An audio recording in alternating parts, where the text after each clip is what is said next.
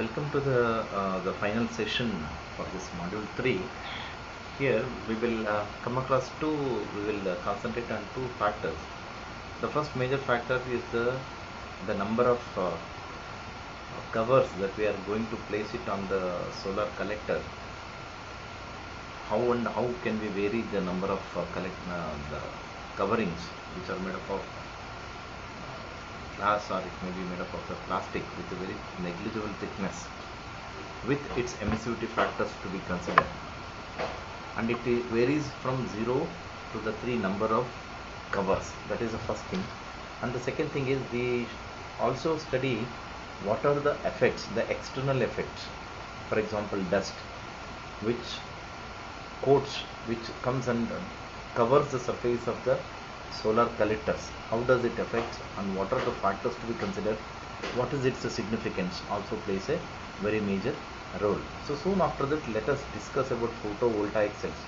Photovoltaic cells are also called as the solar cells. That is what I have been telling you since from the first class. Solar photovoltaic cells, or it may be solar cells. The principle of working, what is its usages, and what is its need in converting solar energy into direct electrical energy. Now if you consider the dust factors, the preceding calculations of the flux transmitted through the covers of the collectors have been done under assumptions that the top cover is being clean and has no dust accumulated on it. Actually, basically what happens when we are deriving all these expressions, we always assume this is a clean. But if it is a covered with some dust particles, what happens? Obviously the solar radiations will not penetrate effectively. So obviously the absorber plate will get a lower intensity and lower amount of solar radiations. When it receives a less amount of solar radiations, obviously the energy which will be generated will be less. That is the reason why we have to consider the dust on the top cover. This assumption is acceptable only if the cover is continuously cleaned. Now we don't have that habit, right? So we always clean it. Whenever it rains, it has to clean it itself, isn't it? So what happens? We have to oftenly clean it. So if not, this assumption doesn't come into picture. However, in any practical situation, this is not possible. That is what cleaning is generally done once every few days. For this reason, it is recommended that the incident flux be multiplied by the correction factor, which accounts for the reduction in intensity because of the accumulation of the dust. The correction factor is the ratio of normal transmissivity of a dust laden cover to the normal transmissivity of a clean cover. That is what. So as we just spoke, practically it is not difficult to practically it is difficult to clean every day, and often it is not possible. So because the dust will be continuous factor because of the wind blowing against to that, so every time we cannot keep cleaning it. So what we do it is, in order to make that assumption, we will introduce some correction factor, and this correction factor will be considered as a ratio of transmissivity with a dusted or with a dust coating on the cover to the ratio of the transmissivity of the clean cover.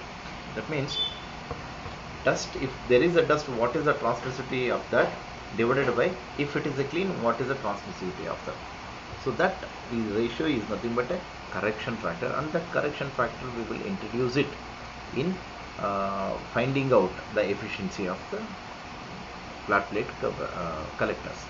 That is, however, considerably difficult in assigning a value to the correction factor in a specific situation because of its dependency on a number of parameters. So it depends upon number of factors also.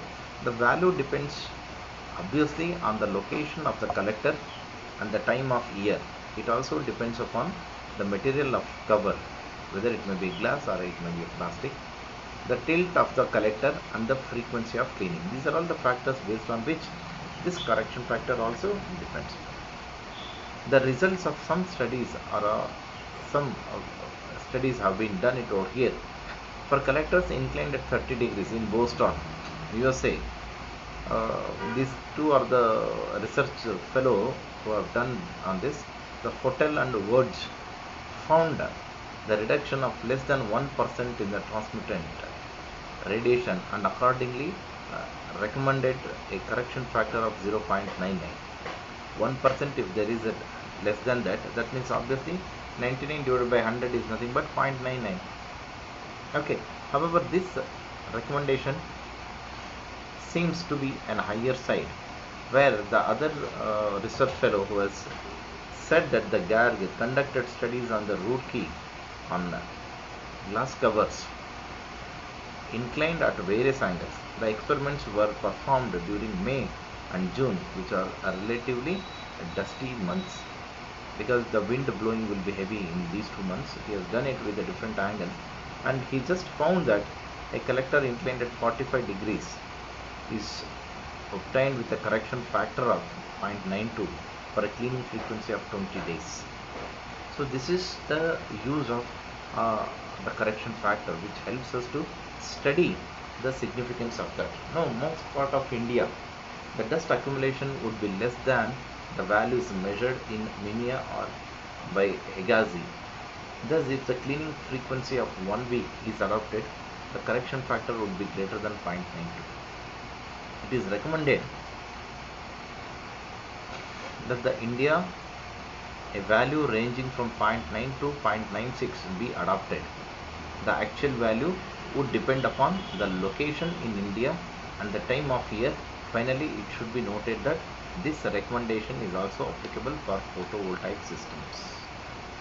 Not only for the solar water heaters, it is also applicable for the photovoltaic systems. I just will come to that soon. How does this affect the photovoltaic cells? So this is the significance of this dust.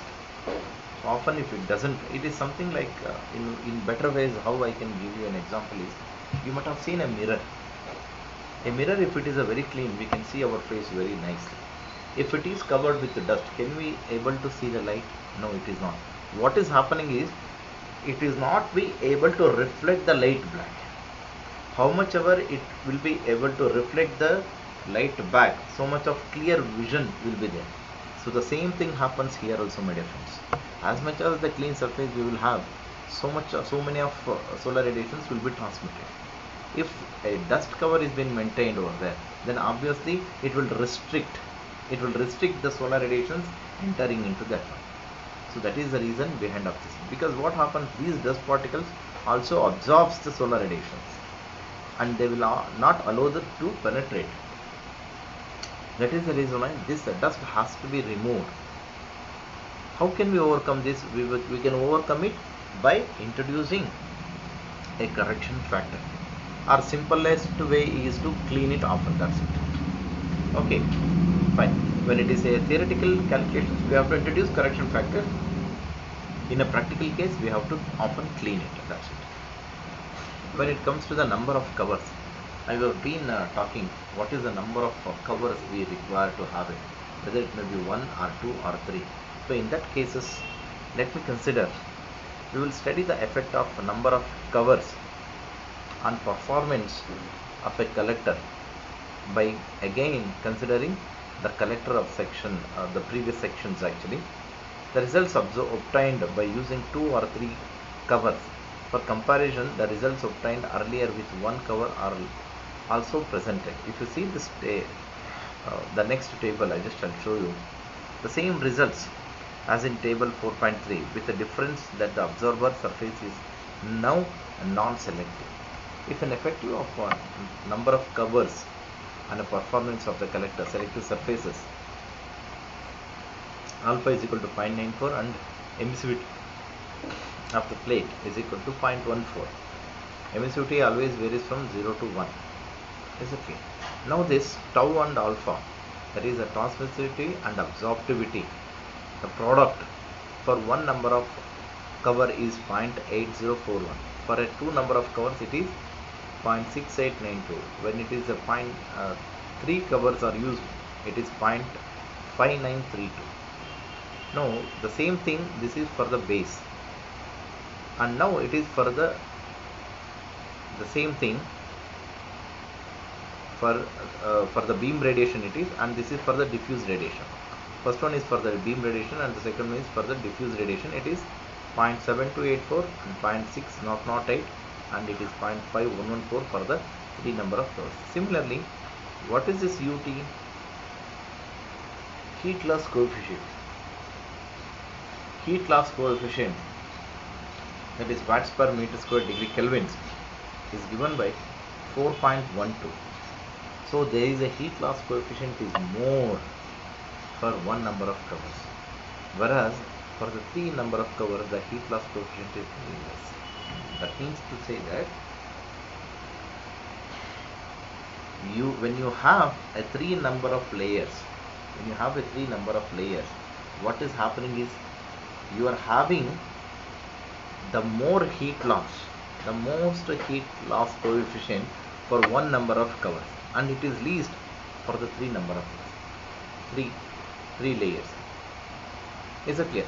But still what happens, the efficiency is more with one cover and it is less for the 3 number of covers. It is only because, my dear friends, maybe the heat loss may be minimum in case of 3 number of covers, but still what happens is when you have a 3 number of covers, the solar radiations which are entering through all the 3 covers will be less. It will diffuse and then it reaches to the absorber plate in a very late way. That is the reason why when you have a 1 number of covers, you can get a maximum efficiency. But simultaneously the heat loss coefficient will also be more. No, the same thing as we just told you. This is 3 and 4. That both the tables are same. The resulted in shows that the highest value of efficiency is obtained with one cover if the absorber plate surface is selective. If it is a selective surfaces. Is it clear? With the addition of more covers, the efficiency goes on decreasing. On the other hand, when the absorber surface is non-selective, the efficiency increases as the number of covers is increased with 1 to 2. The efficiency increases when there is a non-selective. Selective, I have already told you what do you mean by selective and what do you mean by non-selective. Selective is the one wherein which we are increasing the area of absorber plates, which increases the absorber radiations, whereas the non-selective surface is the one which is we are not altering anything, which is just as required, the solar radiations which are falling onto that. Now in case of a non-selective, the number of efficiency increases with increasing the number of glass covers. Is it clear? The above results regarding the optimum number of covers can be explained as follows. Then how many number of covers should be used? As the number of covers increases, the value of both beam and diffuse, transmittance and absorbance decreases. Thus the flux X absorbed in the absorber plate decreases. The addition of more covers also causes the value of heat loss coefficient and hence heat loss to decrease. However, the amount of decrease is not the same in both the cases. For this reason, the useful heat gain, that is consequently the efficiency, goes through a maximum value with certain number of covers. This is an idea behind of that. So that is the reason why we have to select it depending upon the requirements. Is it clear? So this is how we can select the number of covers. Okay, next one is a photovoltaic conversions. Before I just start this photovoltaic conversion, basically I just want to tell you a semiconductor, then I will tell you what do you mean by a photovoltaic. A semiconductor material has an electrical conductivity or a thermal conductivity value falling between that of a conductor to the insulator. So it just falls between a conductor and an insulator. It just falls in between these two, whether it may be electrical conductivity or thermal conductivity. Metals, few examples, something like a copper is a conductor, whereas an insulator you can take it as a glass. So when you take a glass and a copper, this is a conductor and this is a non-conductor. A semiconductor is one which falls in between these two people. Is that clear? So that is what we call it as a semiconductor. Semiconductors can also define as the material which have a conductivity between the conductors and insulators can be pure metal elements such as it is a silicon, or it can be a germanium, or compounds such as gallium arsenide and cadmium selenide. These are all the a few examples of these semiconductors.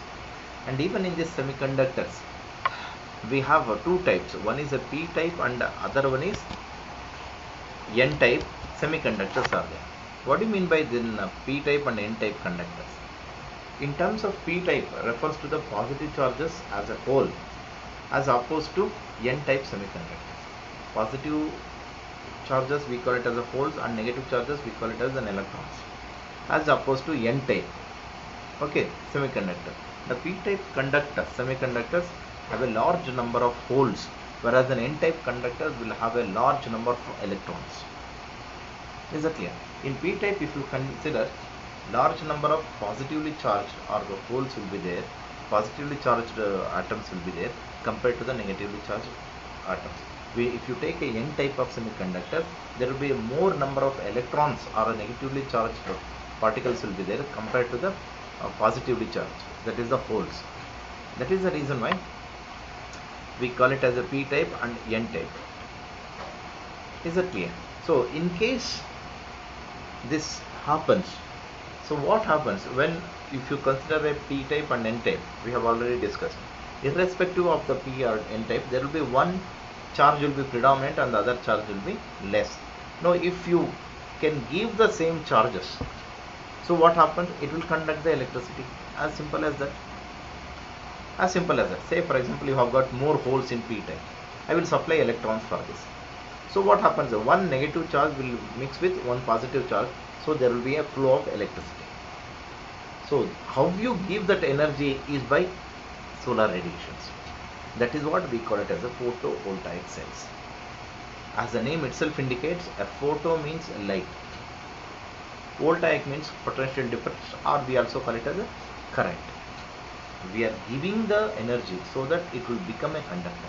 When the electrical energy, when the solar radiations are not there, so what happens? There will not be any extra holes or electrons, so it will not conduct it, so it becomes an insulator.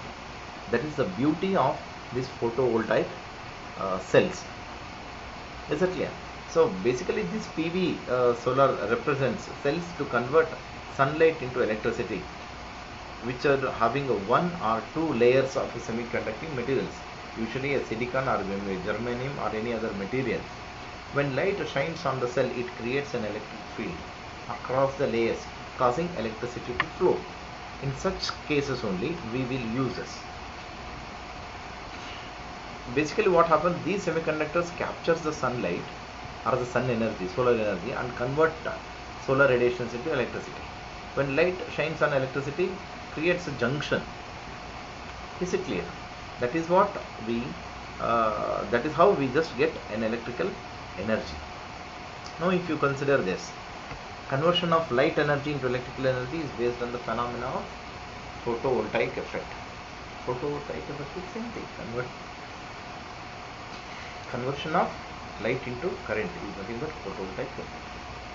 When semiconductor material are exposed to light, some of the photons of light's ray are absorbed on the semiconductor crystal, which causes a significant number of free electrons in the crystal.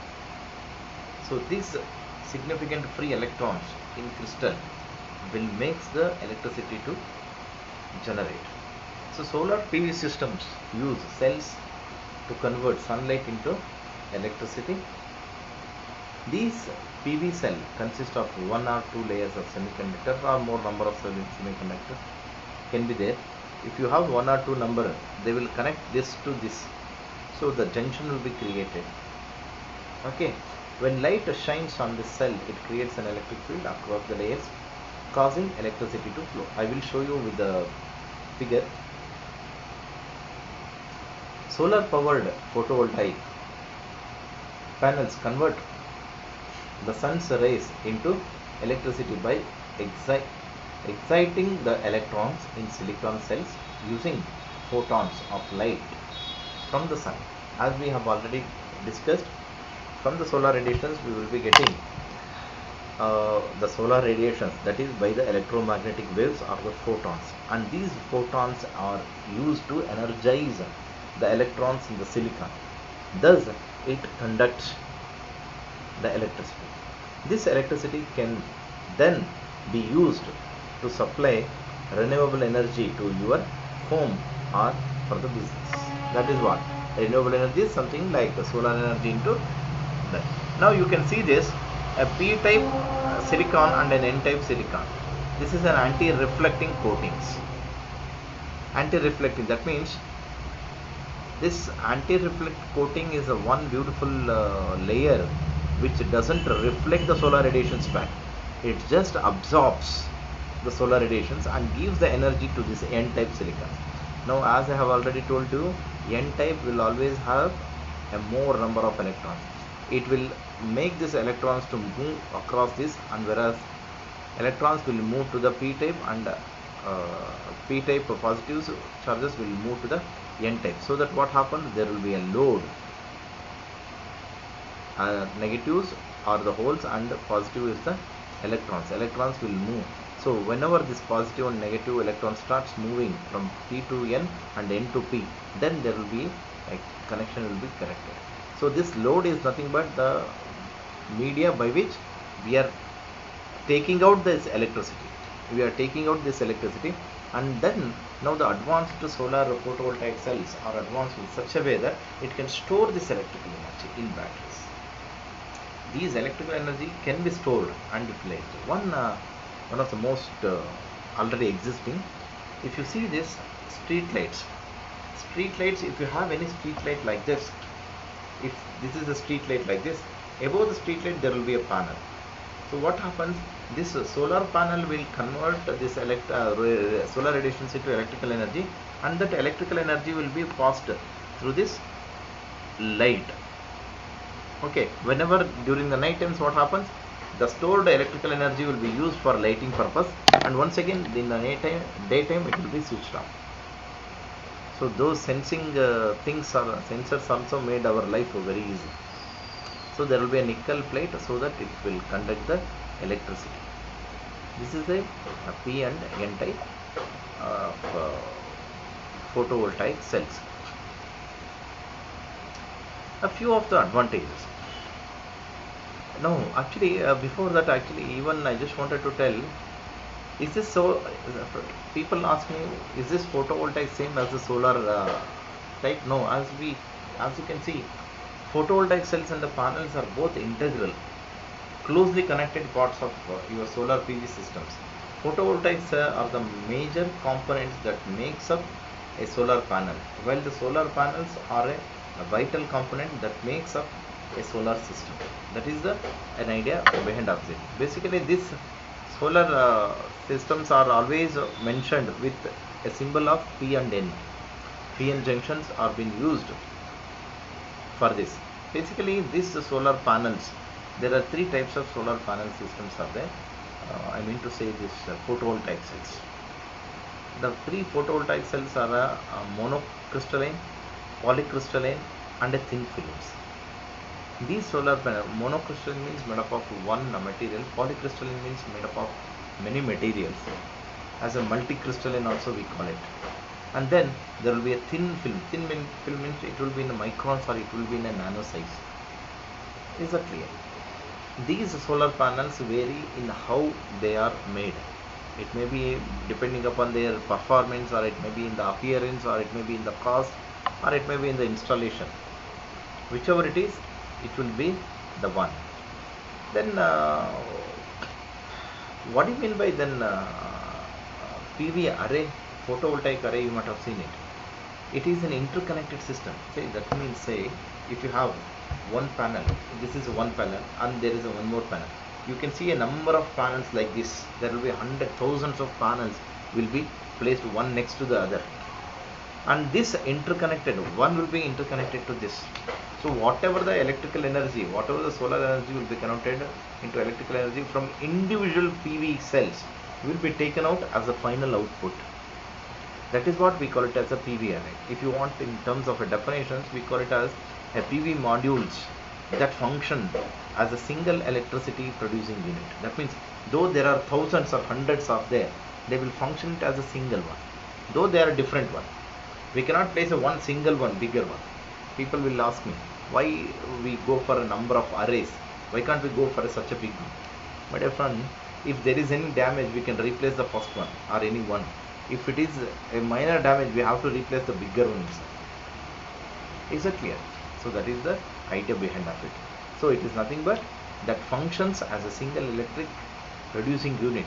In smaller systems, an array can consist of a single module to the many modules. So that is an idea of a solar panel array. Basically, this was invited in the year of 1830 itself, but still we are using it. We say it as an advanced technology. Basically, this photo PV cells have been invented in 1839. It is long ago, almost 108, almost 190 years. But still, we find it is an advanced technology because we are more dependent on now. It is only because we are getting short of the conventional energy sources. Is it clear? So hence we are just going for this. A few of the advantages. Electricity produced by solar cells is very clean and silent and doesn't make any sort of pollution. Does it make any noise pollution? Does it make any air pollution? Nothing. Water pollution? Nothing. It doesn't pollute at all because they do not use fuel other than sunshine. PV systems do not release any harmful air or water pollution into the environment, deplete natural resources or endanger animals or human health. It doesn't affect natural resources, it doesn't affect any endangered animals, and it doesn't affect any of the environmental conditions. So it is not hazardous, first of all. That is the one major advantage of that. Okay. So what happens? The photovoltaic systems are quiet and visually unabsorptive. Small scale solar plants can take advantage of unused space on rooftops of existing buildings. PV cells were originally developed for use in space where repair is extremely expensive, if not impossible. PV still powers clearly every satellite circulating the earth because it operates reliably for longer period of time with virtually no maintenance. So these are all the few advantages, and few more advantages are like this.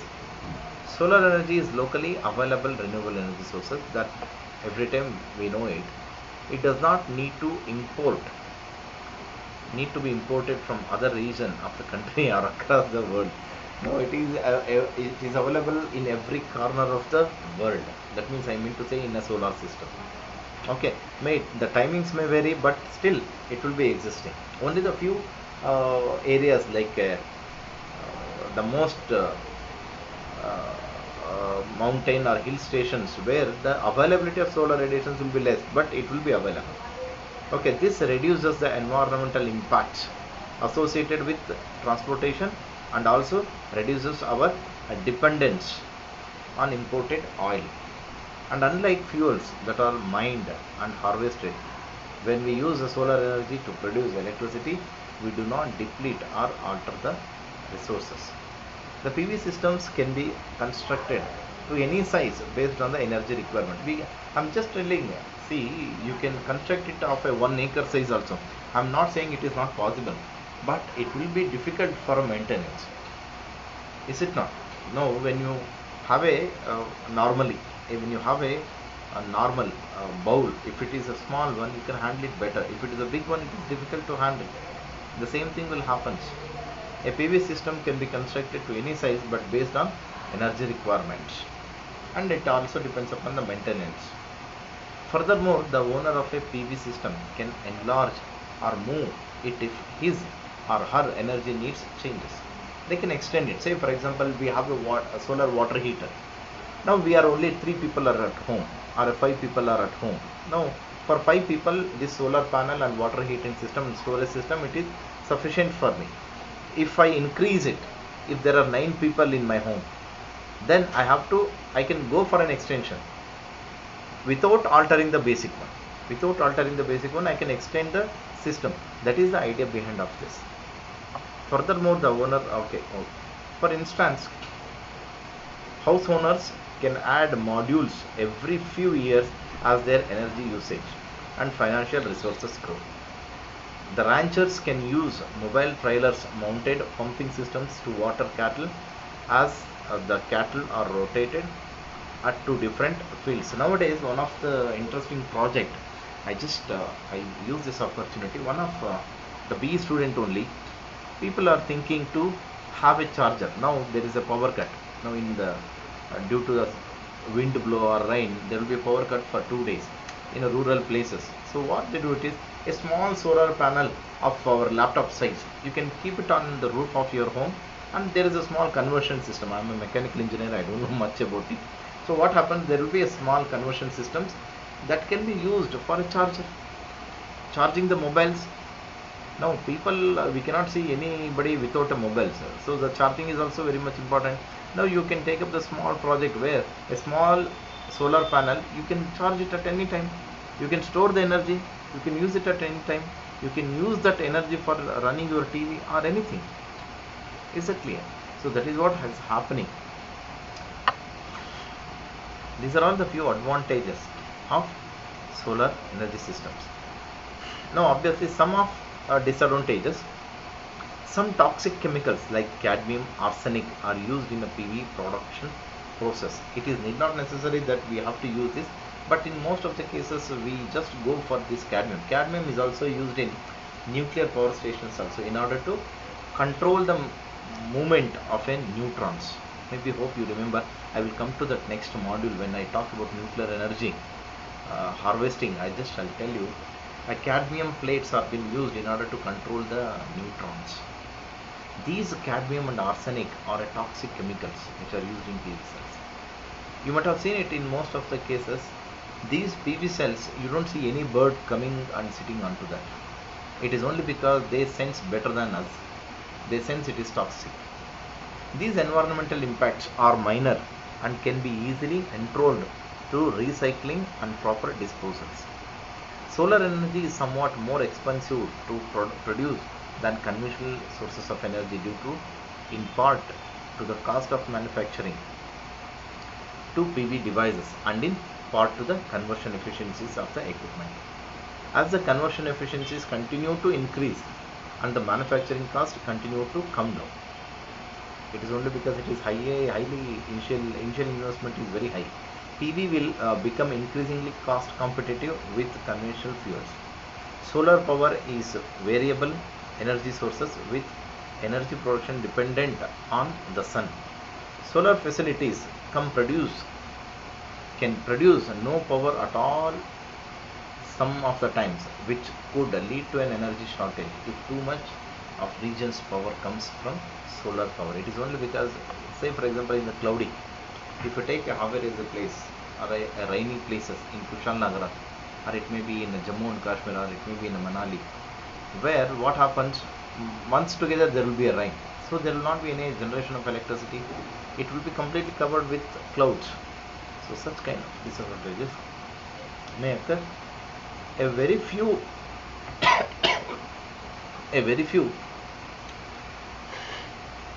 applications of photovoltaic system. It is solar farms. Many acres of PV panels can provide utility scale power from tens of megawatts to more than gigawatts of electricity. That is true. Remote locations, standalone power, and power in space and building related needs, and then military uses and transportations. These are all the few of the applications of photovoltaic. I am not talking about solar energy, it is only photovoltaic applications. Related to the numericals, I have given it in the study material. We have solved few of the problems. You can go through it.